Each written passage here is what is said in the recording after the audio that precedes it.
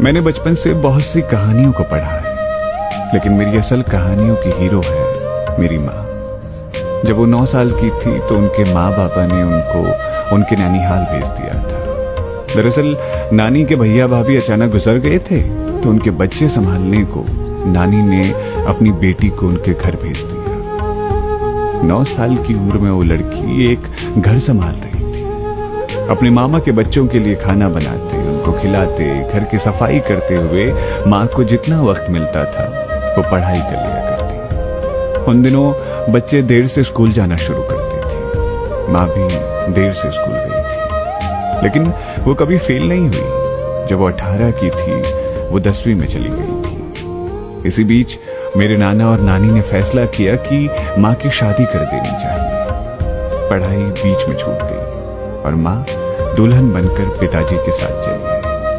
पिताजी की उम्र तब 21 साल थी।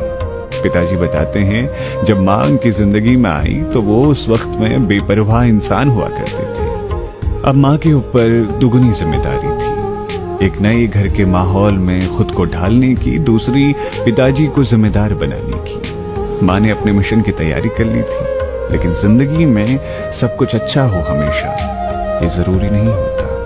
अगले कुछ साल माँ और पिताजी के लिए बहुत मुश्किल होने वाली थी। शादी के 2 साल बाद मेरे दद्दा यानी मेरे बड़े भाई का जन्म हुआ और उसके 2.5 साल बाद मैं इस दुनिया में चला आया।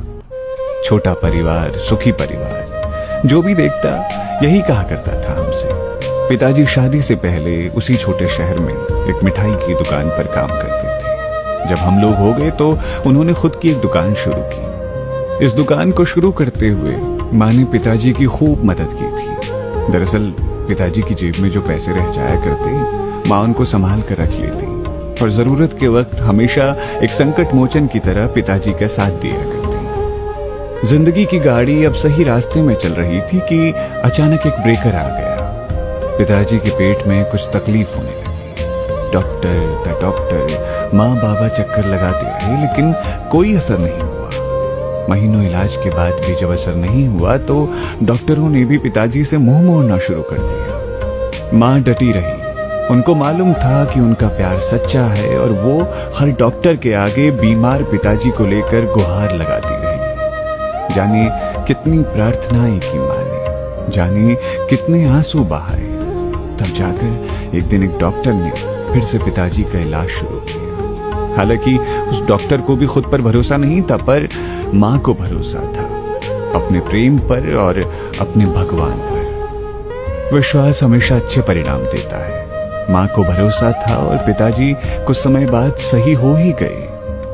इधर पिताजी सही हुए और उन्होंने अपनी बंद पड़ी दुकान को दोबारा शुरू कर दिया। पिताजी चाय बनाया करते थे और उनकी चाय बनाने की कला इतनी खूबसूरत थी कि उनके कस्टमर दिन पर दिन जुड़ने लगे। कुछ सालों में कारोबार अच्छा हो गया था। माँ ने हर दफा पिताजी का साथ दिया। उसने घर भी संभाला, जब जरूरत पड़ी दुकान भी संभाली और हमें पढ़ाने का जिम्मा भी उन्हीं के सर पर था।